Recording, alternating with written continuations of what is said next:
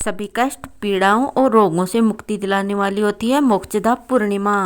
आप कितने भी बड़े रोग से ग्रसित हो, मोक्षदा पूर्णिमा के दिन अगर आप ये एक उपाय कर लेते हैं तो आपको उस रोग से हमेशा के लिए मुक्ति मिल जाएगी। पूर्णमासी का दिन माता लक्ष्मी और भगवान विष्णु को समर्पित होता है। आज मार्गशीर्ष पूर्णिमा है। मार्गशीर्ष पूर्णिमा को अगहन पूर्णिमा, मोक्षदा पूर्णिमा, आनंद पूर्णिमा और बत्तीसी पूर्णिमा भी कहा जाता है। यह एक पवित्र दिन है जो भगवान विष्णु और देवी लक्ष्मी की पूजा के लिए विशेष महत्व रखता है। ऐसी मान्यता है कि इस पावन तिथि पर भगवान विष्णु के सत्यनारायण स्वरूप की पूजा की जाती है। इस दिन स्नान, दान और मंत्र जप करने से 100 गुना पुण्य फल की प्राप्ति होती है। इसलिए इस पूर्णिमा को बहुत ही उच्च कोटि का बताया गया है। आज मैं आपको मार्गशीर्ष पूर्णिमा पर किए जाने वाले ऐसे 3 उपाय बताऊंगी जिससे आपको धन, समृद्धि, पारिवारिक सुख शांति और इसके अलावा एक ऐसा उपाय जिससे आपको कितना भी पुराना रोग हो उससे मुक्ति मिलेगी। सबसे पहला उपाय है धन और समृद्धि के लिए। चंद्रमा को अर्घ्य देना। चंद्रोदय के बाद चंद्रमा को कच्चा दूध, चावल और चीनी मिलाकर अर्घ्य दें।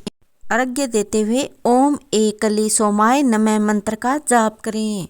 ऐसा करने से आपकी जो आर्थिक परेशानियां हैं वो धीरे धीरे कम होने लगेंगी। दूसरा है दीपक जलाना। घर के मंदिर में या किसी पवित्र नदी के तट पर भगवान विष्णु के नाम से तिल के तेल का दीपक जलाएं। ऐसा करने से भी आपकी धन संबंधी जितनी भी परेशानियां हैं वो दूर होंगी। एकाक्षी नारियल। माँ लक्ष्मी को एकाक्षी नारियल अर्पित करें। फिर इसे पूर्णिमा के अगले दिन तिजोरी या पैसों वाली जगह पर रख दें। माँ लक्ष्मी को हल्दी लगवी 11 कौड़ियाँ चढ़ाएं और श्री सूक्त का पाठ करें। बाद में इन कौड़ियों को लाल कपड़े में बांधकर तिजोरी में रखें। पूर्णमासी की शाम को दीप धूप करने के बाद इस उपाय को करते हैं तो आपके घर में धन धान्य की कभी भी कमी नहीं होगी। कमलगट्टा का उपाय। लाल कपड़े में कमलगट्टे बांधकर शिवलिंग के पास रखें और पूर्णिमा के अगले दिन उसे अपनी तिजोरी में रख लें। इससे व्यापार और घर में वृद्धि होती है।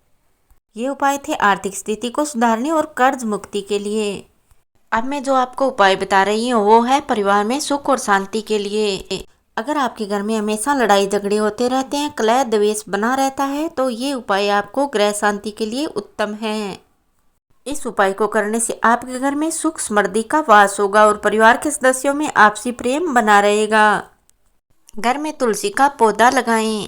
अगर आपके घर में हमेशा क्लेश या तनाव बना रहता है तो तुलसी का नया पौधा लगाएं। इसे घर की उत्तर, पूर्वोत्तर या पूर्व दिशा में लगाएं। अगर पूर्णमासी के दिन ये उपाय करते हैं तो आपके घर में सुख शांति रहेगी।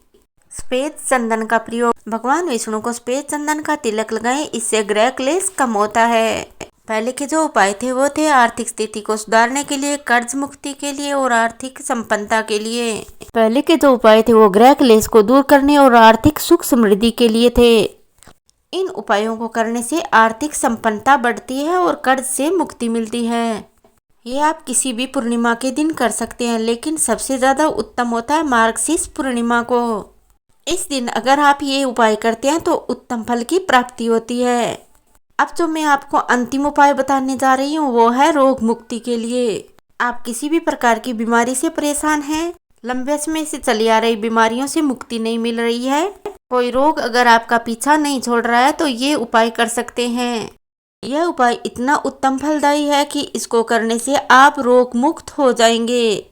आपको बीमारियों से मुक्ति मिलेगी। चलिए अब मैं आपको बताती हूँ कि आपको उपाय क्या करना है और इस उपाय को करते हुए आपको किन बातों का ध्यान रखना है। आप पूर्णिमा की रात्रि को एक पीपल का पत्ता लें।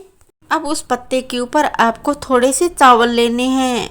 उस पत्ते को अपनी आंखों पर लगाएं और पूरे शरीर पर घुमाते हुए अब इस पीपल के पत्ते को अक्षत सहित अपने घर के मेन गेट पर रख दें। पूर्णिमा के अगले दिन उस पत्ते को उठाएं और उसे सूंघकर किसी भी नदी में प्रवाहित कर दें। आप किसी भी रोग से ग्रसित हो, आप पूरी तरह रोग मुक्त हो जाएंगे। पीपल का वो एक पत्ता 52,000 ब्राह्मणों द्वारा किए गए यज्ञ के समान होता है।